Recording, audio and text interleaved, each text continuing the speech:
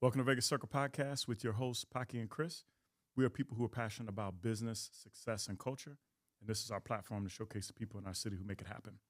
On today's podcast, we're going to be sitting down with a visionary entrepreneur, developer behind one of the world's first AI hotels called Autonomous, redefining hospitality, which we're going to get into. We're going to explore the AI impact, his latest projects, and his views on global development. So welcome into the Circle, founder of Growth Holdings. We got Mr. Philippe Ziade. Welcome. Did I say it correctly? Thank you guys for having me. Yeah, that's Okay. pretty good. It's Philippe. It's French. Philippe, It's okay. it's a French saying of Philip. Philip. Okay. But I go with anything you call me. Okay. I like Philippe. respect that. I like respect Philippe that. because it makes me feel different. It's a differentiator, and then everything I do in my life, we always go after being different. I love somewhere, somehow. I love right? that. And so Philippe works. That's awesome. Man. Let's jump right in, man. So Growth Holdings, did you kind of get your first start? I was reading this.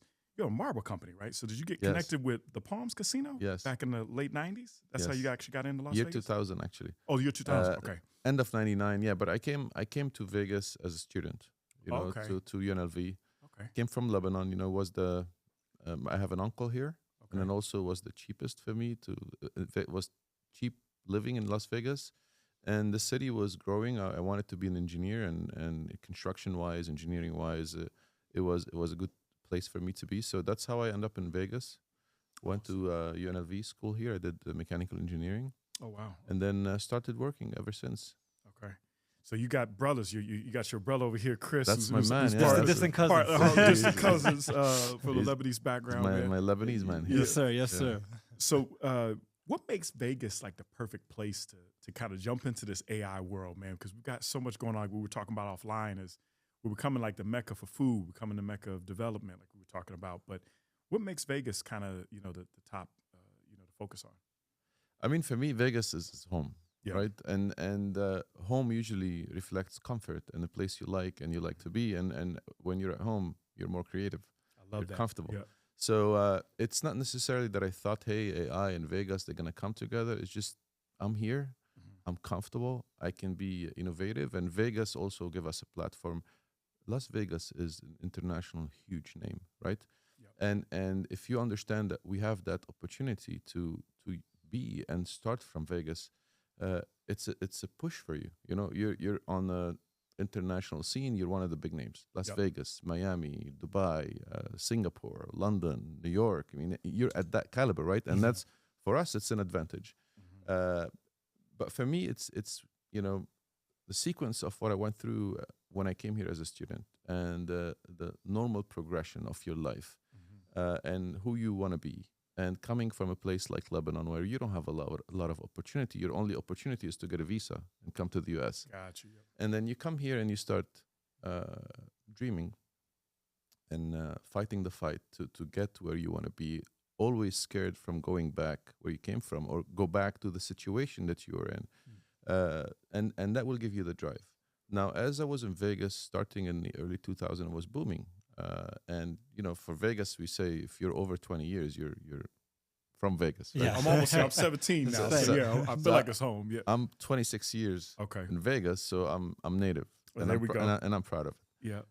So as we started with the marble company, working on the strip, starting with the Palm. The Palm was the first project I've ever done. I didn't even know how to price it. I didn't even know how it works. And I learned as we were doing the project, of course, at a cost like everything else, but also you learn. And that was the start. And then the market crash came in 2008. And, Vegas was hit very, very hard. And I was forced to pivot quickly. And I started going to Japan and raising money because, there were no money here. So I had to go somewhere else and get creative. So we raised money in Japan and we started working in the distressed market, buying packages from the banks and repositioning properties. So we went through all of that. And at the time, I was the biggest in Nevada. I was ranked nationally 13 by the Wall Street Journal with the number of transaction and dollar volume. Okay. So as we were doing all of this, we had a lot of challenges controlling the operation, right? And houses going on fire. Where's the insurance? Oh, we never put insurance. How come you didn't put insurance? Oh, we missed it that day. You go into these kind of issues and I couldn't control it. And then I looked at a technology to help me. And I was like, okay, can I streamline? How can I take my brain and share it with everybody. Like, how can we make these mistakes and make sure we're efficient? And then that's how I got into technology. I hired the first company, couldn't perform. Then I had a person in the office with me that had a computer science background. He's like, hey, I can code it for you. I said, seriously? He's like, yeah. So he started coding. I was sitting with him, and then we get 2 more guys helping.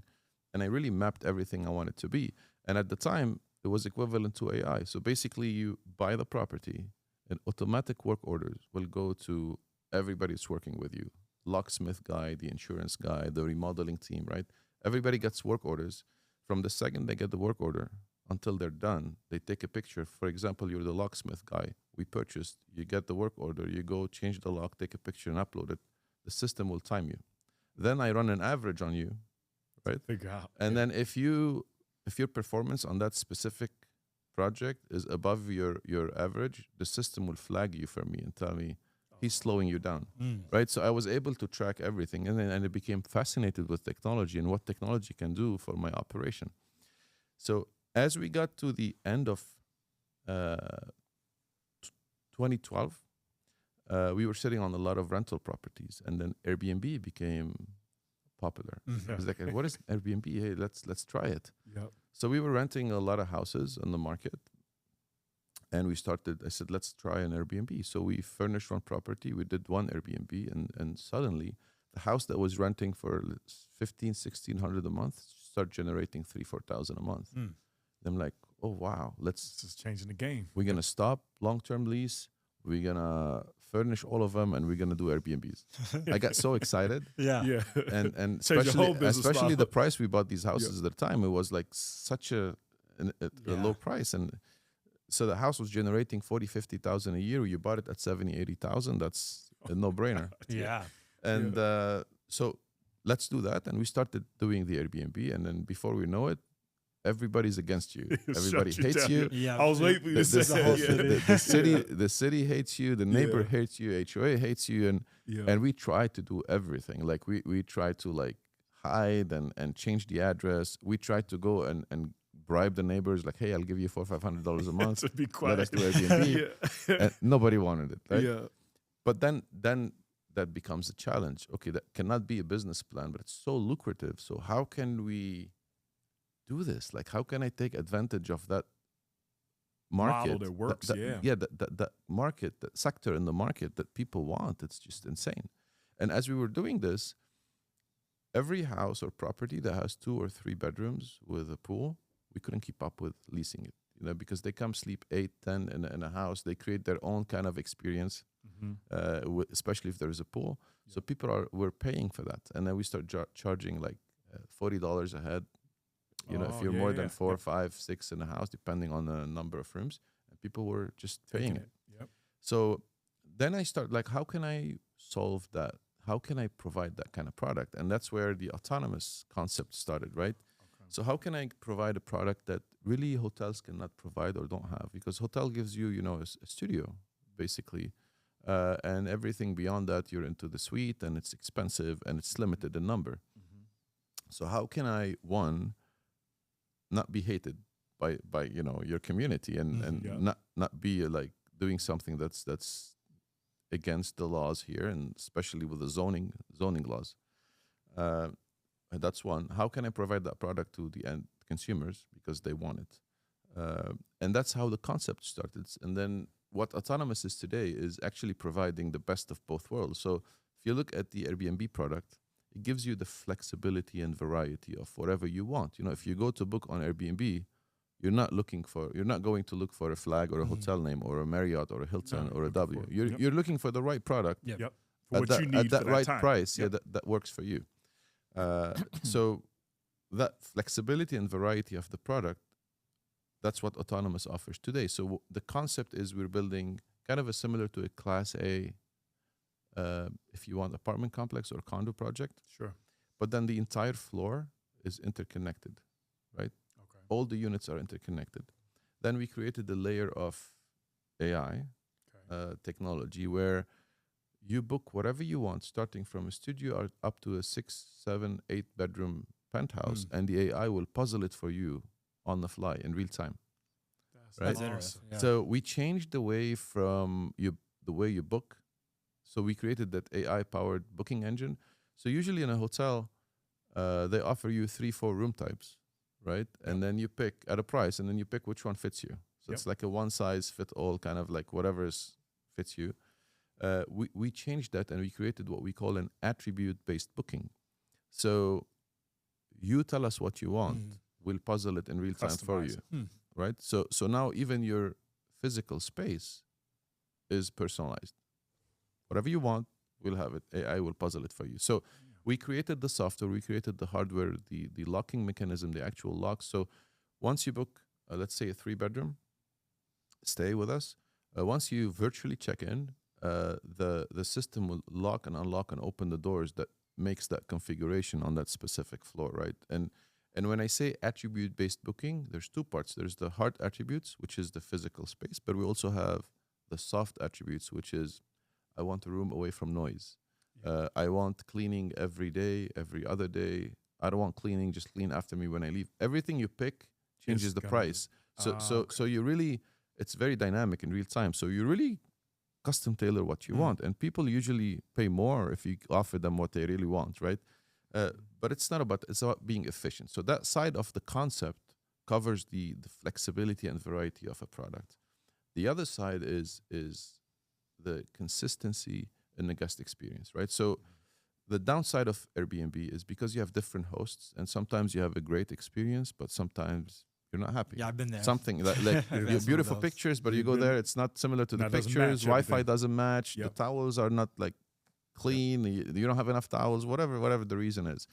So that consistency in the guest experience is the downside of Airbnb, and that's what hotel gives you. Like if you go stay in a Hilton, in a Marriott, in a Four Seasons, depends what brands. You know the expectation of at minimum you're gonna get what you expect. So from that aspect also is our AI and the adaptation. So when we do, and if I'm gonna explain that concept with you, simply it's in 4 different phases, right? Phase 1 is the booking engine that I explained to you. So you book, it's custom tailored to you. Tell us what you want, we'll put it together, right? Okay. Phase 2, once you book, we start with what we call the onboarding process. Okay. Right? And that onboarding process is 2 simultaneous approaches at the same time, right? The first approach is with the guest okaying that we can go scrape the web, all social media, all publicly information on you. We can go and gather all of that. The AI will gather all of that, and what we create what we call your unique digital avatar. Okay, and the digital avatar is basically a digital twin of you, of the guest, or in different ways, it's a digital, if you want, mapping of your preferences, right? So it's a blueprint, digital blueprint of your preferences. So that's a unique avatar just for you. This right? is really cool. And then this is like awesome. At the same time, we start a gamified approach, and the system will reach out to you in a very cool way. Like when you sign up to Apple or you sign up, like you see, like asking you the questions that you want answer or not answer, right? And we want to know, are you a coffee or a tea person? Are you a morning or a person? Are you a vegetarian? Are you like into outdoors? Are you in indoors? We try to ask you the cool stuff, and then we give free perks and upgrades, and hey, you're 2 questions away from a free drink at the bar, right? Yeah. So we have that cool approach. But the AI will take all of this and create your avatar. And what the avatar is actually a correlation of all this data we collected with an output. And that output is in that digital avatar, right? And that avatar will keep improving as long as you stay with us, we connect with you, that's improving the avatar. So that's the onboarding process. And also the output of the avatar is also monetary. It will tell us, hey, Chris is staying with you for 3 days, and he's going to spend $1,000. And here's how he's going to spend it. He's going to spend $200 on dining. He's going to spend $100 on this. He likes to be by the pool. He likes some music. He likes golfing. Yep. It will help us understand what he likes and how we can monetize him.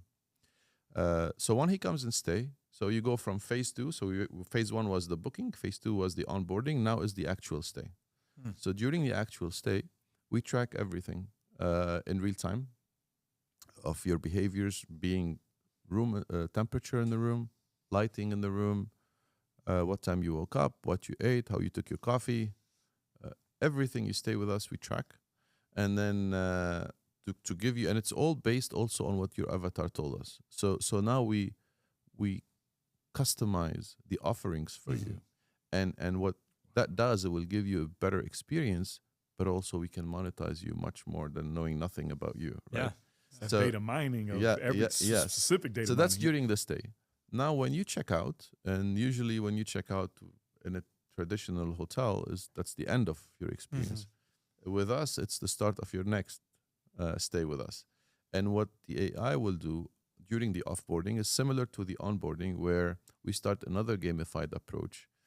And what the AI does, it will capture the gap of what the avatar told us you're going to be doing and what you actually did, right? If it tells us you're going to spend 1,000 and you spend 700, then we're going to know why, what happened, and if did anything go wrong, what is that went wrong, and why we couldn't monetize, why was the projection not accurate. So we ask the questions in a very smooth way where you don't feel what we're doing, but we're trying to really capture that gap and understand where it came from and how we can fix it for next time. So the more you stay with us, the more your avatar and your actual stay will align. And at the end of the day, we're giving you a very personalized experience tailored only for you through your avatar, right? So at the end of the day, what we're doing is we're giving the flexibility of an Airbnb and giving a 5-star service better than any high-end hotel, right? At the cost of an Airbnb. So that's the concept, and I think that's the future of hospitality, because today, it's the satisfaction and experience. It's not measured with experiences anymore. It's measured with milliseconds. You have to do everything on time, the right way, every time. And if you don't have the data in real time and the data is latent, then you cannot give that experience. And I mean, look at you on social media, you go through your finger and you can't look at any video more than 3-4 seconds. You just get bored. Nothing holds your attention. Like everything is so quick, so fast, and everything is now, and you want to be satisfied now, and that's the direction that everything is going. And if you look in the hospitality industry, they're way behind. These huge big systems that they don't speak to each other, and the only way to do that is when you have a centralized brain. We have the O brain, and where the different parts of the brain speaks to each other in real time, accurate information, for you to be able to give that service. And that doesn't exist with the hospitality industry, because they're different systems that manage different parts of that experience. Yeah, well, Philippe, you put a lot on us there. So I think you give me a lot to think about. Like, and blown away. I have too many questions for you. So, like, first I want to start. So, Autonomous was the first one in Tulum, Mexico? Yes, we opened in Tulum, Mexico. We haven't deployed. That is beautiful. Yes, we haven't deployed the technology yet. We're going to deploy it at the same time here in Vegas and in Tulum. In Vegas, we're set to open July 1st. Okay. We opened the bookings right now, so you can go online and book. Okay. And Tulum will be the technology will deploy at the same time. Yeah, kind of just to dig in a little bit further, so it seems like you, from a business standpoint, you live multiple lives, right? You go from being the marble to the housing development and acquisition and distressed properties, and now moving into this. Like, you can see like a small correlation between the two, but this is a very ambitious project, right? How did your kind of prior experience, with the distressed houses lead you to this point? Because it's almost like it seems like there's a line there, but it's a full overhaul of an experience, which is very different than, renting out distressed properties. Well, I think it really comes down to you as a person. I mean, you can do the same thing for the rest of your life and never improve. If that's what makes you comfortable, that's what you want to do. But if you're really ambitious and you want to push the envelope, and what you like to do is to innovate, and that's what I like to do, is to innovate. And I think innovation, our motto as a company is connecting minds, creating the future. And I'm a big believer that if you connect minds across different industries, where people see the same thing from different lenses, you're able to create a new product or the future. But if you don't have that different view of the same thing from different angle, as let's say in this instance is as a real estate developer and as a technology developer, right? I started developing technology in 2008. I got fascinated by it. By now, I look at the solution from two different angles. As a real estate solution, how do I design and build that place and connect these units together where it works? That makes And then how do I create that technology to really bring that concept to life? And I'm lucky to be able to be both, right? And that puts me in a very unique positioning, especially in the real estate development world. So real estate development is the opposite of technology, Yeah, like 180 yeah. degrees. And Very when old you- school. not only that, I mean, for you to succeed as a real estate developer is like you do the same thing every day Cookie cutter. with a discipline, Yep. and it works, and don't change it. You know, location, design, layout, you do it exactly the same thing. Don't try to innovate. That's what works. You need to do it, right? And you look at technology, where innovation is the heartbeat of the technology. If you don't innovate every week, you're dead. So now you put these two together, and it's a challenge. It's a challenge even with the mindset, with the people working around you. Like, they're totally different mindsets, and you got to put them together, and you got to go through challenges. You got to go through pushbacks. You got to go a lot through, like, no, you can't. It doesn't work. From the contractors to the people around you, to the operation, to the tech guys, and then you it's just challenging. But I think what I look for is always driven by a need. And as a real estate developer, to answer really your question, as a real estate developer, in real estate, it always comes down to the value creation piece. How do you create value to an asset that you have, right? Back in the days in a distressed market, we buy a house, we remodel, you reposition, you put it back on the market, you create value. Sometimes you buy a land and build a concept. The concept creates value. The building on the land creates value. Sometimes time only creates value. Buying at the right time and sit on it creates value, right? So I wanted to add a layer that creates value to a real estate asset that no one else has, and that value that was the layer of technology. Can I add a layer of technology that will add a value to an asset, right? That no one else can do, and that's a home run for me. So now what I did is I told you the hotel concept is similar to a Class A condo project, right? So or a multifamily. So if you look at multifamily, they trade at 5.5 cap in the market today. My autonomous concept is going to be 17% cap. Oh wow! So now one you of a take kind. now You you said 17%? 15 to 17. That's the pro forma we have now. So now you come and look at, okay, it's the same asset, same building, but now you're generating much more income, and the enabler is your tech. That's the layer. Of course, tech alone is not going to be successful if you don't have the right pillars of real estate development. You know, the location, the design, the hallway, the ceiling heights, the doors, the layout of you have to hit every single one of those for the tech to add value, right? You cannot, you can add technology on a building that's designed wrong or in the wrong location, you're going to fail.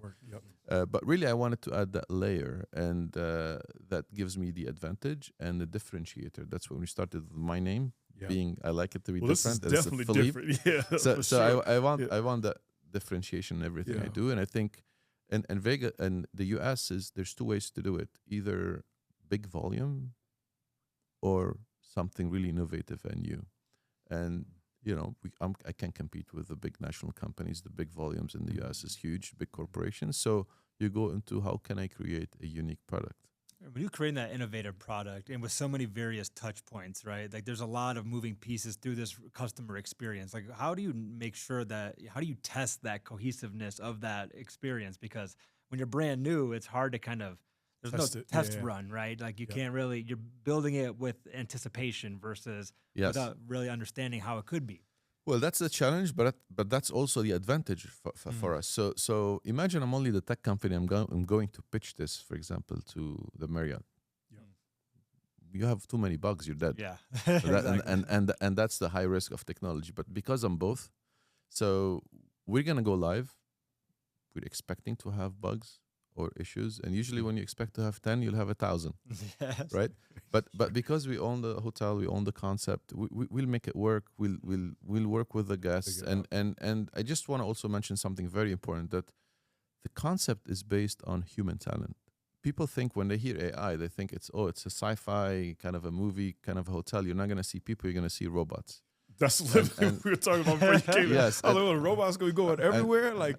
But you Yeah. see, I mean, even the way if you see the units, and I'll invite you guys to come and see Yeah, it. we'll love It's to see it's very very homey, very comfortable, Mhm. and I'm a big believer in the partnership between technology and humans, right? And we're into that era now, and I think I call that era the augmented era, Okay. where your natural capabilities are being augmented by technology. You know, computational systems that will help you think, robots that will help you make, and most importantly, a digital nervous system that will connect you to the world far beyond your natural senses, right? And this is when we say real data in real time, that digital nervous system that captures the data and understand the feedback quickly, right? And then act on it. So that augmented era is augmenting our capabilities and therefore augmenting everything we do, starting from the Google days up until today, right? So it augments what you know, it augments your access to data, it augments everything is under your fingertips, and now with AI, it's way beyond that. So we want to take advantage of that augmentation, and we want to use that as a support and enhancing the human, if you want, interaction, and not replace it. There's a big difference if you're enhancing or you're replacing, and we're enhancing. And I think, and especially in Vegas, we were talking about Vegas and the name and the talent. We have the best talent in the world in hospitality in Las Vegas, and we assembled a very strong team. And I'm very aware of the difference between having an experience that is functional and efficient versus an experience that's unforgettable. And I think the differentiator between the two is that partnership, and that's human interaction, right? So The high tech, high touch. your body language, your smile, that's what Vegas is all about, right? Like being hospitable. It's the team that's going to come with the tech, and the tech is going to help the team to perform better. So that's very important to mention that, because people really, when they hear AI powered hotel, you just think you're going to see robots, and That's literally what and you we think, have yeah, a few immediately, robots as part of the operation, but they're cool addition to the team, right? So they're always working So there is an alongside. on-site team that's managing the whole. We're overstaffed. It's not an on-site. Okay, So we have the team, and also what the technology we're developing, it's not only guest facing. A big part of it is on the back end, right? So the same way you want to offer the guest a good experience, you want to offer your team a nice working experience where a lot of things are easy for them. So I'll give you an example. In our O-Brain, think of it like a chat GPT, right? That's the O-Brain. So our processes, our in-house processes, the situation that you're going to have to handle, everything that you do, the team, they can simply go and ask their phone, like, what do I do here? And then it tells them exactly what to do based on all the processes that we have. So you don't have to. So really, we give them all these information. It's easy for them to operate. There's systems and in places like, for example, room service, right? In our system, when the team, let's say, go to clean the room, the minute they go into the room, they check in. So they have their phone and they scan, and they're checked in. So we track, like I told you what I did how long it takes back in 2008. They track from the minute they start until they're done. They can report everything through the system. If something is missing, something is stolen, something needs to be fixed, to the engineering department through a work order. But then when they're done, we track them. And then we know the average performance per team, per room type. And what the system does, based on check-ins and check-outs, and based on the request, the system can project the labor force that you need on that specific day, specific week, based on all the averages and the data that we have. So really, there's a lot of, the system has a lot of back-end efficiencies for the operation where it just improves. At the end of the day, your team will have more time to focus on the guest, because that's what hospitality is all about, right? Instead of going and manually doing all these operations, we want to support that through tech and have them focus on the guest. So tell me something. So like say Chris and I, here with our wives too, is we want to check in. We can set up, say we want to stay there for a year. We can set up a lease and stay there for a year? We have a long-term, short-term right now. Okay. It's 29 days. It renews every 29 days, but you can stay as long as you want. We would love to have you. That's pretty cool. give you a very nice experience, and take your money. Yeah, I bet you would. Yeah, with 17% cap rate. Jesus Christ. Yeah. Yeah, you know they talk No, about. I mean the cap rate is coming from efficiencies No, and it's operation it's and awesome. and added value, so monetizing. So, okay, big corporation right now, they have their generic loyalty program. You know that tiers. You know, you start with silver, gold, and platinum, and then they have data points, and the data points is how many times you stayed with them, and how much you spent, and that's it. And I don't know what they do with it. They do nothing. Yeah. So there is no correlation of that data, and what does it mean to you, and what does it mean to them. There's a lot of money being left on the table, and I think it's not being monetized. But look around you. Look how everything is. Like I told you, every people want their own experience, and you have no gaming, correct? There's no gaming. Okay, no gaming. Okay. But I mean, for me, you go to restaurants. You don't always go to the best restaurants out there. A lot of times you go to the places that know you, and they know what you order, and then you go in, and then the service sees you. It's like, oh, the same, this. I was like, yep, you're happy. Like they get you the stuff because they know you. I was a dry cleaner for 10 years, no matter where I live. Yeah. But you have to go 15, 20 times a year for them to know you.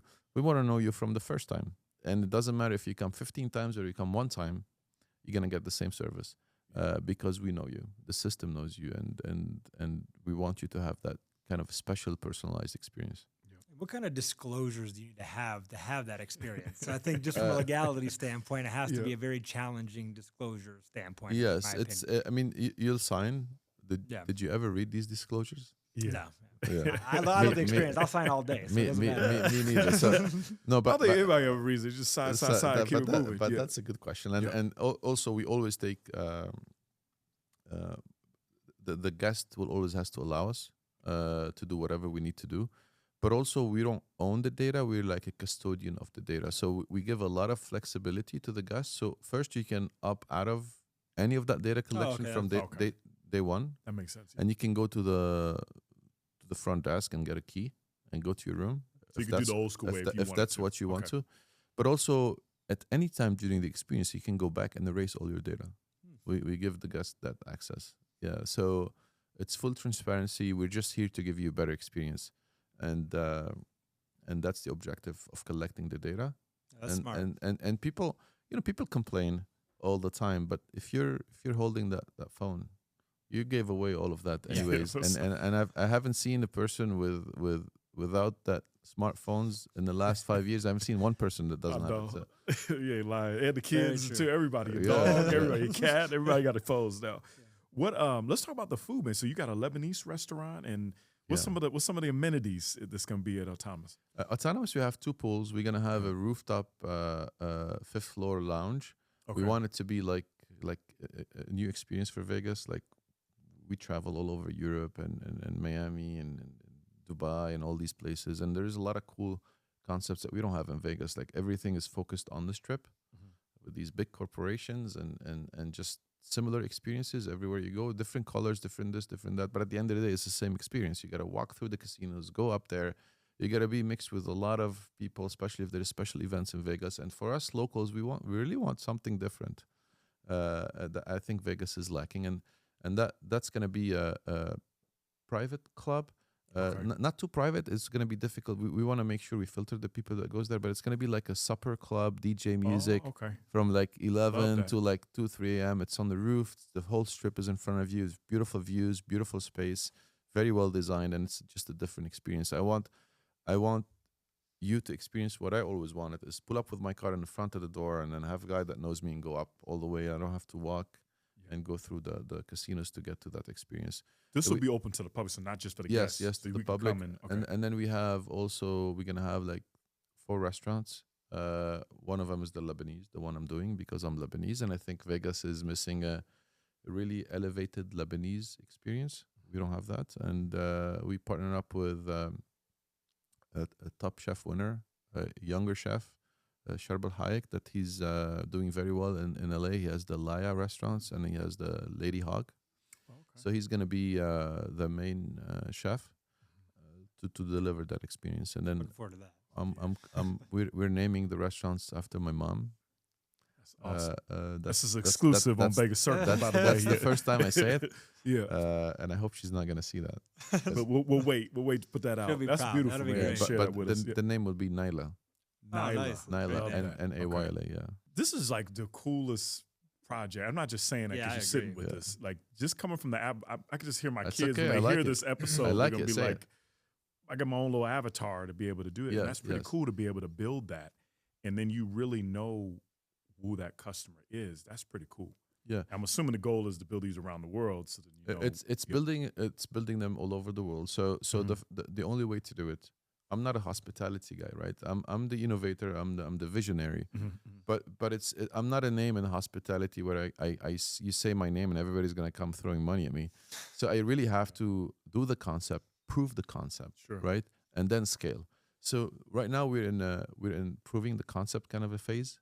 So we have a second one being designed not being designed. We're in the actually building department right now for a permit in the art district downtown Las Vegas. Yeah. So we really want to wrap them around the strip, because like I said, we're going after that like kind of Airbnb. Yeah. And I think we don't want to be on the strip. You want to be as close as possible to the strip, but still off the strip, so you can give that experience. And so we're gonna wrap around, and then we have an expansion plan in the next 7 years.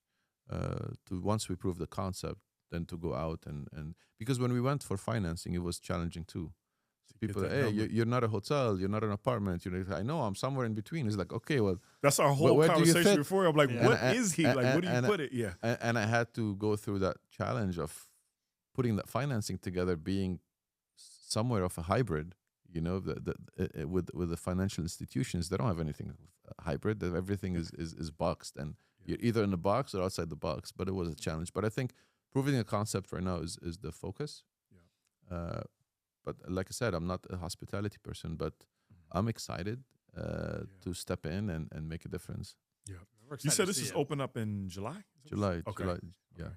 Yeah, this is super Coming up exciting, quick. man. Excited? very quick. What would you say, like, just one of the biggest differences as far as development? I know we were talking a little bit offline, but like the difference between, because you do business in obviously the States, you do business in Europe, you do business in the Middle East. What would you say is the kind of that difference that you see? Is it harder to get approved to do certain things, or what's kind of those In the U.S.? in U.S. compared to like a Europe or a Middle East? Oh yeah, of course. I mean, Yeah. also the cost, especially in the Middle East. I mean, if you look at Dubai, you dream of it, they'll build it, right? It's And amazing. that's how it is. And I think as much as I love Vegas, this is home for me, and that's why I'm doing these innovation. I think Vegas has been lacking behind what's going on in the world. We have a huge name, and I think Wall Street now runs the strip.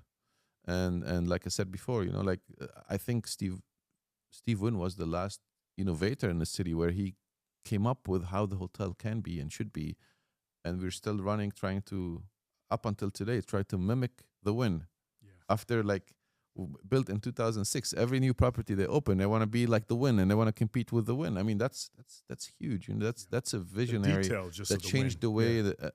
that, of what we think of Vegas Strip and hospitality. But ever since, nothing came out in Vegas as a new direction. The world is changing, and we're still, even the latest property they opened, they're still following they're still following the same concept, right, and the same vision, trying to compete. And I think I see like branded residences. I see the Fendi Tower. I see the Bentley Tower. I see financial districts. I see soccer stadium. I see art districts like in Miami. I see all of this should be in Vegas. Las Vegas is a huge name. It's a global name. Everywhere we go in the world, they talk about Vegas. They're like, oh man, you're in Vegas. The name is bigger than what we have. And I think we need to catch up. And I invite everybody that come along and become a visionary to really, because the city, for me, I see the city now will take a lot of vertical high-rise branded towers. We're working on a couple of projects to bring that here. Fits perfectly in Las Vegas. I agree. I was always shocked it never happened. I Yes. it has something to do with the Yes. wind. I was like, Yes. maybe it's too windy here. That's why they haven't done it You yet. said it has No, no wind. I can see this happening in the next, Yeah. 5, 10, 15 years. I Yeah. think that's the direction we're gonna go, because we don't have a lot of land. No. And if you look at Vegas, we're surrounded with mountains. We're like an island, right? And everything within the mountains is gonna become very valuable. And then because developers now started going behind and Farther around out. the Yeah, mountains, you're right. so there's a lot of value here. And I think and Vegas is going through that transformation. And I've always said, when I used to go to Japan and raise money back in 2008, 9, and 10, I used to tell them, hey, I think Vegas is a huge name, and I think the value we're going to create is going to start being created when that perception of what Vegas is and can be start changing, right? I agree. And right now, the perception of Vegas from being like that transient city of, hey, coming for the weekend and have fun, to becoming a metropolitan cities with a sports team and the type and quality of people moving in here from different states in California and the other states, that transformation of the perception of what Vegas becoming, the sports capital of the world, of Vegas becoming this and that. And I think we need a financial district for Vegas. There's a lot of upsides in Vegas. And I think as that perception change, you're going to see a lot of value creation with that. And you're going to see a lot of the cool projects on more innovation coming to the city. You're starting to see it more and more. Yeah, definitely. I mean, just to highlight that, I mean, that, like I was telling you before, that's why Chris and I, we started. That was the goal like I was just telling you, my wife and I, we were just in D.C., New York, and Boston. As soon as you say you're from Vegas, they're like, oh, you're from Vegas? What? It just changes their whole setup. But that was what we wanted to do, is we wanted to spotlight people that are really growing this city, because it's a really cool city. Mm-hmm. This is home for me. And like you said, I mean, we don't really go to the Strip as much, unless it's like a show or things like that, or the restaurants and things. But I love what's happening off the Strip. It's amazing. So we're just going to continue. We're so excited for that transformation. And And the city is and people, not as much now, but you live in Vegas, it's so hot, and it's like there's 9 beautiful months of the year in Vegas. Like right now, it's 85 degrees outside. And it's clean and it's easy and it's and easy. It's new. It's easy to live and it's new and it smells right. Like it's comfortable. Said the key, because New York, everything smells crazy. Trash everywhere. And I go a lot of places in the world, and I miss Vegas every time I go. You miss home. It's just easy. Yeah, we talk about that too. It's bright, it's clean, everything's new. Like everywhere I go. Where do you go in the world? You stop at a gas station at midnight and then you wait in line to pay. Yeah, right. Like very really, true. like and you feel safe. and everybody is very hospitable. Everybody's smiling.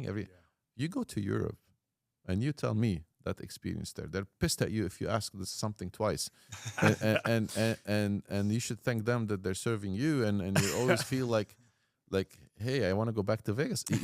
We're spoiled, we're spoiled with the type of service. I say that all the time. Yeah. And the hospitality. I mean, I think the U.S.